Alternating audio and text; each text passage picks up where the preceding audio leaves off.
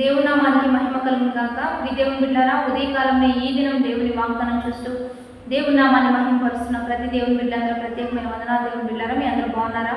ఉదయకాలం వస్తున్న వాగ్దానం చూస్తూ దైవికంగా దీవించబడుతున్నారా దేవుని బిడ్డారా? ఈ దీవించిన ఆశీర్వాదకరమైన దీవెనల కొరకే ప్రతి ఉదయకాలం దేవాతి దేవుడు మనతో మాట్లాడుతూ మనల్ని బలపరుస్తూ ఉండగా ఈ దినం కూడా మరి దేవుడు మనతో ఏం మాట్లాడుతున్నాడు చూద్దాం. పరిశుద్ధ లేఖన గ్రంథంలోంచి లూకా శుభవార్త 23వ అధ్యాయం 34వ వచనం చదువుకుందాం. యేసు తండ్రి, వీరేమి చేయుచున్నారు వీరు ఎరుగరు కనుక వీరిని క్షమించమని చెప్పాను. వారు ఆయన వస్త్రములు పంచుకున్నట్టుగా చీట్లు వేసిరి. ఈరోజు దేవుని బిడ్డారా, ప్రభు అయిన యేసుక్రీస్తు శిలువ బలియాగము అనేకులకు పాప క్షమాపణ విడుదల కార్యం జరిగించింది. ఈరోజు అనేక మంది చనిపోతే మనము ఆ దినాన్ని సంతాప దినముగా ప్రకటిస్తూ ఉంటాం.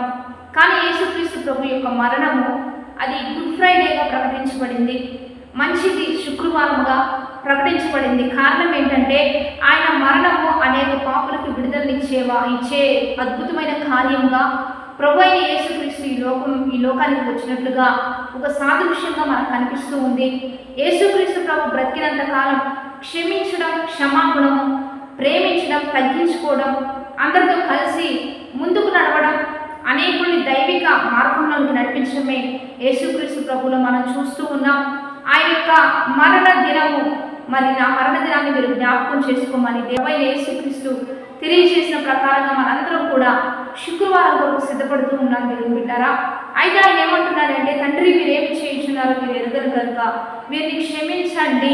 అంటే దేవునికి మనకి మధ్య, తండ్రి అయిన దేవునికి మనకి మధ్య ఒక వారధిగా, ఒక సపోర్టర్గా, మరి దేవుని కోపాన్ని దిగి రాకుండా ఒక అడ్డుగా ప్రభు అయిన యేసుక్రీస్తు మనకు పనిచేస్తూ వస్తూ ఉన్నారు దేవుని బిడ్డారా.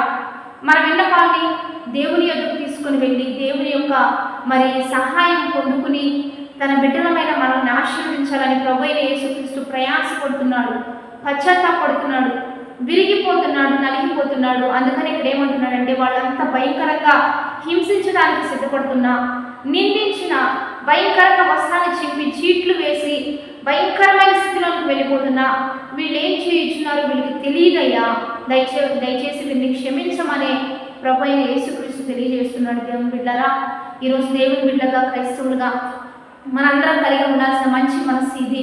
ఒక వ్యక్తిని పట్ల తప్పుగా నడుచుకుంటే, ఒక వ్యక్తిని పట్ల అసభ్యంగా నడుచుకుంటే, నేను హింసిస్తుంటే, వేధిస్తుంటే నీ విలువేంటో అతనికి తెలియట్లా, నీవు చేస్తున్న మంచి పని ఏంటో అతనికి తెలియట్లా. ఆ విషయం వారికి తెలిస్తే ఆ రీతిగా వారు నడుచుకోరు కనుక అపవాది అయిన సాతానుడు అనేక రీతిగా దేవుని బిడ్డల మీదకు విరుచుకుపడే దినాల్లో మనం ఉంటున్నాం కనుక చాలా జ్ఞానంగా ప్రతి ఒక్కరిని క్షమించండి, ప్రతి ఒక్కరిని ప్రేమించండి, ప్రతి ఒక్కరిని దైవికంగా నడిపించండి. మీ మంచి మనసును బట్టి ఆటోమేటిక్గా వారు మారిపోతారు. అందుకని యేసుక్రీస్తు అంటున్నాడు, దయతో క్షమించయ్యా.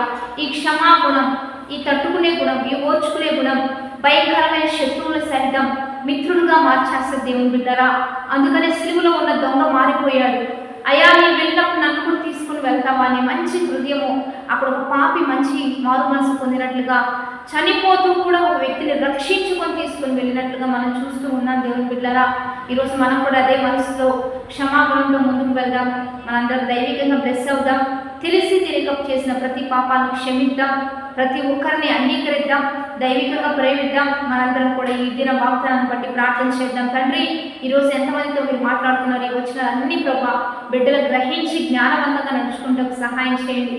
బ్రతుకున్న కాలం అంతా కూడా అనేకులు క్షమిస్తూ క్షమాగుణం కలిగి పెద్ద దైవికమైన మంచి మనసు కలిగిన బిడ్డలుగా నీ వల్లే ముందు కొనసాగే కృపా ధన్యత ప్రతి బిడ్డకు దయచేయమని, బర్త్డేస్, మ్యారేజ్ చేస్తున్న వారికి దీవెనలు శుభములు ప్రకటిస్తూ నీ ఘనమైన నామానికి మహిమ తెచ్చుకోమని యేసుక్రీస్తు నామం పేరట అడిగి వేడుకొని ప్రార్థిస్తూ ఉన్నాము గొప్ప తండ్రి.